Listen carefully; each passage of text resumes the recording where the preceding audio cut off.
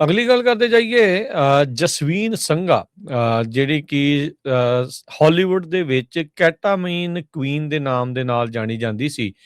Friends ਇੱਕ ਬਹੁਤ ਹੀ ਦੁਨੀਆ ਭਰ ਦੇ ਵਿੱਚ ਮਸ਼ਹੂਰ ਜਿਹੜਾ ਇੱਕ ਨਾਟਕ ਇੱਕ ਹਿਸਾਬ ਦੇ ਨਾਲ ਰਿਹਾ ਆ। ਉਸ ਦੇ ਵਿੱਚ ਚੈਂਡਲਰ ਦੀ ਭੂਮਿਕਾ ਨਿਭਾਉਣ ਵਾਲਾ ਮੈਥਿਊ ਪੈਰੀ ਜੋ ਕਿ ਡਰੱਗ ਐਡਿਕਸ਼ਨ ਦਾ ਪੀੜਤ ਸੀ।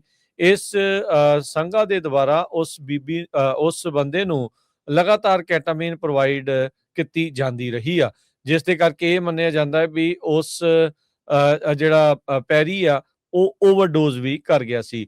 ਅਦਾਲਤ ਦੇ ਵਿੱਚ ਇਸ ਦੇ ਉਲਟ ਕੇਸ ਚੱਲ ਰਿਹਾ ਸੀਗਾ। ਜਿਹੜਾ ਪੈਰੀ ਆ ਉਸ ਦੀ ਮੌਤ 2023 ਦੇ ਵਿੱਚ ਓਵਰਡੋਜ਼ ਦੇ ਨਾਲ ਉਹਦੇ ਲਾਸ ਐਂਜਲਸ ਦੇ ਘਰ ਦੇ ਵਿੱਚ ਹੋਈ ਸੀ। ਸੋ ਕਹਿੰਦੇ ਵੀ ਸੰਘਾ ਨੇ ਹੀ ਸਪਲਾਈ ਕੀਤੀ ਸੀ ਉਹ ਡੋਜ਼ ਕੈਟਾਮਿਨ ਦੀ, ਜਿਸ ਦੇ ਨਾਲ ਇਹ ਓਵਰਡੋਜ਼ ਕੀਤਾ ਆ। ਕਹਿੰਦੇ ਵੀ ਉਹਨੇ ਆਪਣਾ ਰਿਮੋਰਸ ਪਛਤਾਵਾ ਤਾਂ ਜਿਹੜਾ ਉਹ ਐਕਸਪ੍ਰੈਸ ਕੀਤਾ ਆ ਪੈਰੀ ਦੀ ਡੈਥ ਦੇ ਜਿਹੜੇ ਉਹ ਵਿੱਚ। ਸੋ ਸਟੈਸ਼ ਹਾਊਸ ਦੇ ਤੌਰ ਦੇ ਉੱਤੇ ਕਹਿੰਦੇ ਵੀ ਇਹ ਆਪਣਾ ਕੰਮ ਚਲਾ ਰਹੀ ਸੀ ਇਲੀਗਲ ਨਾਰਕੋਟਿਕਸ।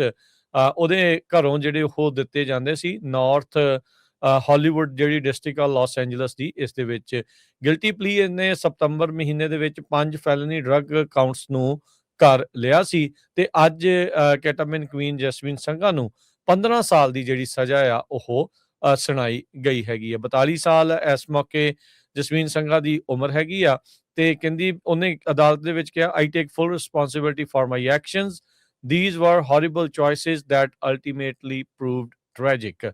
ਯੂਐਸ ਡਿਸਟ੍ਰਿਕਟ ਜੱਜ ਸ਼ਰਲਿਨ ਗਾਰਨੈਟ ਦੀ ਅਦਾਲਤ ਦੇ ਵਿੱਚ ਉਸਨੇ ਆਪਣਾ ਇਹ ਬਿਆਨ ਦਿੱਤਾ ਹੈਗਾ ਆ। ਸੋ ਇਹ ਯੂਐਸ ਤੇ ਬ੍ਰਿਟਿਸ਼ ਦੀ ਡੂਅਲ ਸਿਟੀਜ਼ਨਸ਼ਿਪ ਹੈਗੀ ਆ ਤੇ 65 ਸਾਲ ਦੀ ਕੈਦ ਇਸ ਨੂੰ ਹੋ ਸਕਦੀ ਸੀ, ਪਰ ਜੱਜ ਨੇ ਇਸ ਦੇ ਉੱਤੇ 15 ਸਾਲ ਦੀ ਜਿਹੜੀ ਸਜ਼ਾ ਆ ਉਹ ਸੁਣਾਈ ਆ।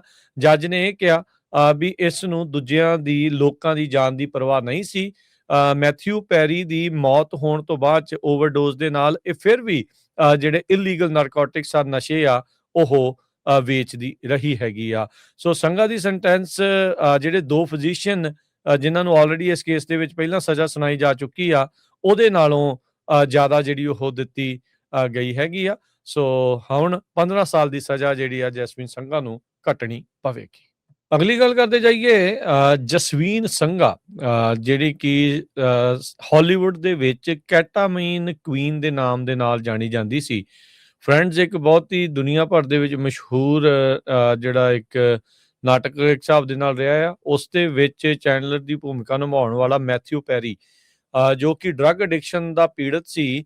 ਇਸ ਸੰਘਾ ਦੇ ਦੁਆਰਾ ਉਸ ਬੰਦੇ ਨੂੰ ਲਗਾਤਾਰ ਕੈਟਾਮੀਨ ਪ੍ਰੋਵਾਈਡ ਕੀਤੀ ਜਾਂਦੀ ਰਹੀ ਆ, ਜਿਸ ਦੇ ਕਰਕੇ ਇਹ ਮੰਨਿਆ ਜਾਂਦਾ ਹੈ ਵੀ ਉਸ ਜਿਹੜਾ ਪੈਰੀ ਆ ਉਹ ਓਵਰਡੋਜ਼ ਵੀ ਕਰ ਗਿਆ ਸੀ। ਅਦਾਲਤ ਦੇ ਵਿੱਚ ਇਸ ਦੇ ਉਲਟ ਕੇਸ ਚੱਲ ਰਿਹਾ ਸੀਗਾ। ਜਿਹੜਾ ਪੈਰੀ ਆ ਉਸ ਦੀ ਮੌਤ 2023 ਦੇ ਵਿੱਚ ਓਵਰਡੋਜ਼ ਦੇ ਨਾਲ ਉਹਦੇ ਲਾਸ ਐਂਜਲਸ ਦੇ ਘਰ ਦੇ ਵਿੱਚ ਹੋਈ ਸੀ। ਸੋ ਕਹਿੰਦੇ ਵੀ ਸੰਘਾ ਨੇ ਹੀ ਸਪਲਾਈ ਕੀਤੀ ਸੀ ਉਹ ਡੋਜ਼ ਕੈਟਾਮਿਨ ਦੀ, ਜਿਸ ਦੇ ਨਾਲ ਇਹ ਓਵਰਡੋਜ਼ ਕੀਤਾ ਆ। ਕਹਿੰਦੇ ਵੀ ਉਹਨੇ ਆਪਣਾ ਰਿਮੋਰਸ ਪਛਤਾਵਾ ਤਾਂ ਜਿਹੜਾ ਉਹ ਐਕਸਪ੍ਰੈਸ ਕੀਤਾ ਆ ਪੈਰੀ ਦੀ ਡੈਥ ਦੇ ਜਿਹੜੇ ਉਹ ਵਿੱਚ। ਸੋ ਸਟੈਸ਼ ਹਾਊਸ ਦੇ ਤੌਰ ਦੇ ਉੱਤੇ ਕਹਿੰਦੇ ਵੀ ਇਹ ਆਪਣਾ ਕੰਮ ਚਲਾ ਰਹੀ ਸੀ ਇਲੀਗਲ ਨਾਰਕੋਟਿਕਸ।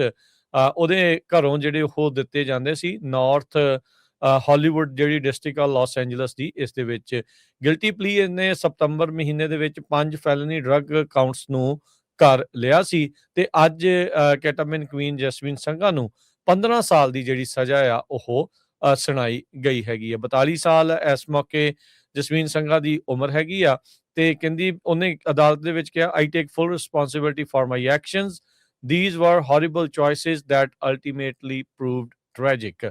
ਯੂਐਸ ਡਿਸਟ੍ਰਿਕਟ ਜੱਜ ਸ਼ਰਲਿਨ ਗਾਰਨੈਟ ਦੀ ਅਦਾਲਤ ਦੇ ਵਿੱਚ ਉਸਨੇ ਆਪਣਾ ਇਹ ਬਿਆਨ ਦਿੱਤਾ ਹੈਗਾ ਆ। ਸੋ ਇਹ ਯੂਐਸ ਤੇ ਬ੍ਰਿਟਿਸ਼ ਦੀ ਡੂਅਲ ਸਿਟੀਜ਼ਨਸ਼ਿਪ ਹੈਗੀ ਆ ਤੇ 65 ਸਾਲ ਦੀ ਕੈਦ ਇਸ ਨੂੰ ਹੋ ਸਕਦੀ ਸੀ, ਪਰ ਜੱਜ ਨੇ ਇਸ ਦੇ ਉੱਤੇ 15 ਸਾਲ ਦੀ ਜਿਹੜੀ ਸਜ਼ਾ ਆ ਉਹ ਸੁਣਾਈ ਆ।